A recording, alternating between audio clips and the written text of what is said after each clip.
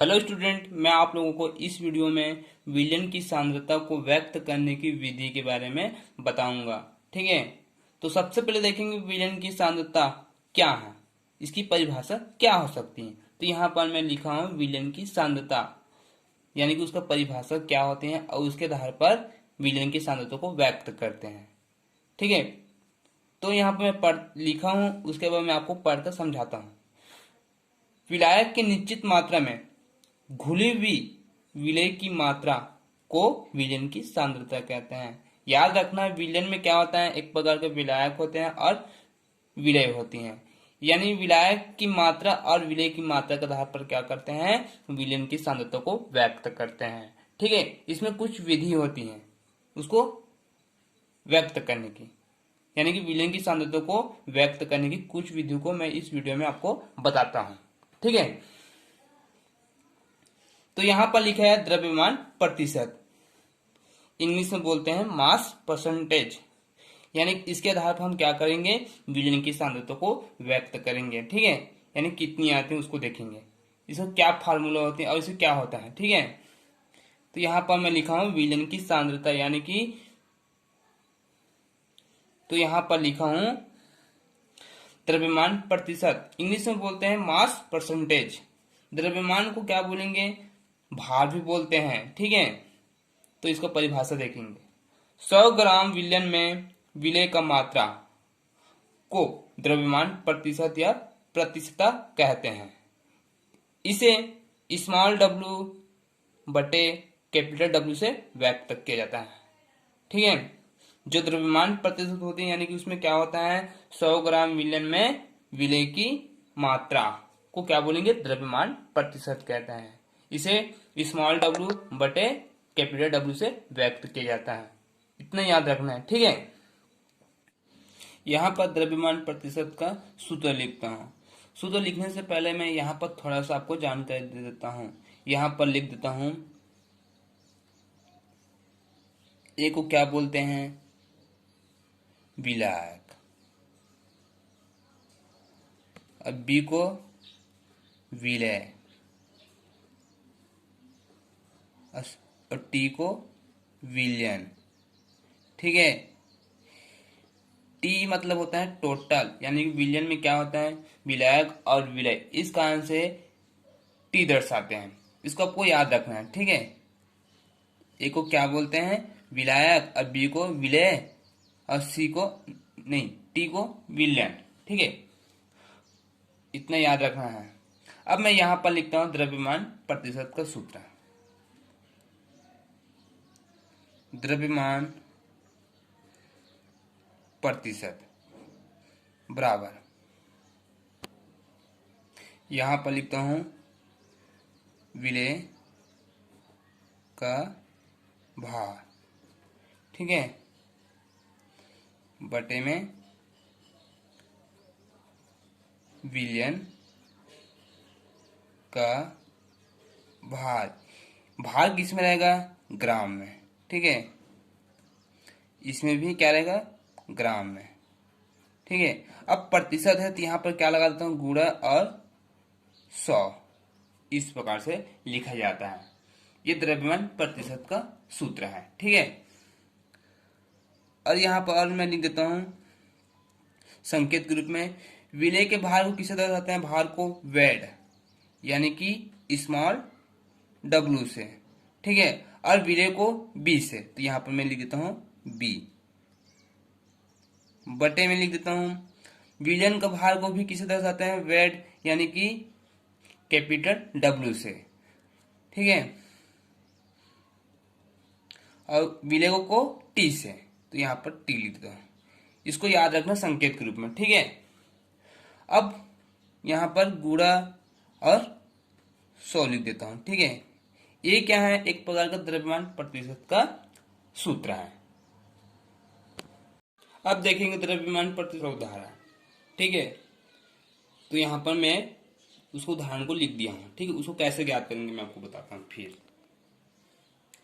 यदि 10 gram sodium chloride को 50 ग्राम विलयन में घोला गया है तो विलयन का द्रव्यमान प्रतिशत ज्ञात कीजिए। इस प्रकार से भी प्रश्न पूछे जाते हैं आपको कंफ्यूजन करने के लिए, ठीक है। उसमें देखे थे हम, क्या देखे थे पहले वाले उदाहरण में, सबसे पहले ये ज्ञात किए थे विलयन, उसके बाद विलयन का द्रव्यमान ज्ञात किए थे। इसमें हम क्या ज्ञात करेंगे, सिर्फ विलयन का द्रव्यमान ज्ञात करेंगे, ठीक है। तो यहाँ पर मैं लिख देता हूँ हल। इसमें दिया है 10 ग्राम सोडियम क्लोराइड, जो 10 ग्राम होता है वो क्या होता है, विलयन का। इसमें दिया है 10 ग्राम सोडियम क्लोराइड, जो 10 ग्राम सोडियम क्लोराइड होता है वो क्या, एक प्रकार का विलय का भार है। तो यहां पर लिख देता हूं विलय का भार, ठीक है। कितना है, 10 ग्राम। अब 50 ग्राम विलयन में घोला गया है, यहां पर क्या दे दिया है, विलयन। तो विलयन का भार कितना है, विलयन का भार है, तो विलयन का भार कितना है, 50 ग्राम, ठीक है। अब है द्रव्यमान प्रतिशत का सूत्र क्या है उसको देखेंगे। तो यहां पर लिख देता हूं द्रव्यमान प्रतिशत बराबर स्मॉल w b बटे में कैपिटल W t गुणित 100, ये उसका सूत्र है, ठीक है। इसमें हमको ना ही विलयन का भार ज्ञात करेंगे, इसमें सभी चीज दिया रहेगा, ठीक है। आपको ज्ञात करना है सिर्फ, देखो विलय के भार क्या है, 10 ग्राम है, तो 10 ग्राम लिख दिए। और विलयन का भार कितना है, 50 ग्राम, तो यहाँ पर लिख दिया 50 ग्राम गुणित 100, ठीक है। यहां से एक शून्य, यहां से एक शून्य कट गया, 5 है कम 5, 5 दूनी 10 और शून्य शून्य, कितना है 20%, ठीक। इस प्रकार से ज्ञात किए जाते हैं, इस प्रकार से प्रश्न पूछे जाते हैं जो कि बहुत ही महत्वपूर्ण होते हैं। ये द्रव्यमान प्रतिशत का उदाहरण है, ठीक है। इससे पहले देखे थे द्रव्यमान प्रतिशत, अब देखेंगे द्रव्यमान आयतन प्रतिशत, यानी कि द्रव्यमान को मास भी बोलते हैं, भार भी बोलते हैं। तो यहाँ पर लिखा हूं मास, और आयतन को वॉल्यूम, प्रतिशत को परसेंट, ठीक है। यानी कि मास वॉल्यूम परसेंट, यानी कि द्रव्यमान को किसे दर्शाते हैं, W, यानी कि वो क्या है, वेट है, ठीक है। और भी है, भी क्या है, एक प्रकार का आयतन है, यानी कि वैल्यू है, ठीक है। इससे दर्शाते हैं। तो यहां पर मैं लिखा हूं उसका परिभाषा, 100 मिलीलीटर विलयन में घुले हुए विलय की ग्राम में मात्रा को द्रव्यमान आयतन प्रतिशत कहते हैं, ठीक है, याद रखना। यानी कि 100 मिलीलीटर विलयन में उपस्थित विलय की मात्रा को क्या बोलेंगे, द्रव्यमान आयतन प्रतिशत कहते हैं, ठीक है, याद रखना। तो इसको सूत्र क्या होगा मैं आपको बताता हूं, यहां पर लिख देता हूं W बटे V, यहां पर % डाल देता हूं। ये W होता है क्या होता है, विलयन का, नहीं, ये W होता है क्या होता है, एक प्रकार का विलय का भार है, और वे भी क्या है, विलयन का आयतन है, ठीक है। यहां पर मैं लिख देता हूं विलय का भार, किसमें रहता है, ये भी ग्राम में, ठीक है, बटे विलयन का आयतन, ठीक है। ये किस में रहेगा, मिलीलीटर में, ठीक है। ये प्रश्न के हिसाब से परिभाषा के माध्यम से क्या बनता है, एक प्रकार का फार्मूला बनता है। गुणित परसेंट है तो यहाँ पर क्या लगा देता हूँ, 100, ठीक है। अब उसको संकेत रूप में क्या लिखेंगे, विलय को किससे दर्शाते हैं, B से, और भार को वेट यानी कि WB, ठीक है। और विलयन के आयतन है, यानी कि आयतन को किससे दर्शाते हैं, V से, और विलयन को T से, तो यहाँ पर लिखता हूँ VT गुणित 100, इस प्रकार से लिखा जाता है, ठीक है। मैं आप लोगों को उदाहरण के माध्यम से और समझाता हूँ। यहाँ पर लिखा हुआ द्रव्यमान आयतन प्रतिशत का एक उदाहरण, ठीक है। यदि 5 ग्राम सोडियम क्लोराइड 100 मिलीलीटर जलीय विलयन में घुले हुए हैं तो सोडियम क्लोराइड का द्रव्यमान आयतन प्रतिशत ज्ञात कीजिए, ठीक है। इस प्रकार से प्रश्न पूछे जाते हैं जो कि बहुत ही महत्वपूर्ण होते हैं। तो यहाँ पर 5 ग्राम होता है वो क्या एक प्रकार का विलय का भार है, और 100 मिलीलीटर जलीय विलयन यानी कि एक प्रकार क्या है ये, यहाँ पर विलयन है, यानी याद रखना आपको विलयन है तो यानी कि विलयन का ये क्या है आयतन है, ठीक है। तो सोडियम क्लोराइड का द्रव्यमान आयतन प्रतिशत ज्ञात कीजिए। तो मैं यहाँ पर लिख देता हूँ द्रव्यमान आयतन प्रतिशत का फार्मूला W/V प्रतिशत बराबर WB/VT गुणित 100, ठीक है। इस प्रकार से इसका फार्मूला को लिख देता हूँ। अब इसमें देखेंगे जो 5 ग्राम होता है वो क्या है एक प्रकार का विलय का भार है, क्या है विलय का भार यानी कि WB है, तो वहां पर लिख देता हूँ 5 बटे, और VT है यानी वो क्या है एक प्रकार का विलयन का आयतन यानी कि कितना आयतन है 100 मिलीलीटर, तो यहाँ पर लिखता हूँ 100 गुणित 100, यानी कि यहाँ पर नीचे वाले 100 और ऊपर वाले 100 को काट देता हूँ तो क्या बचा है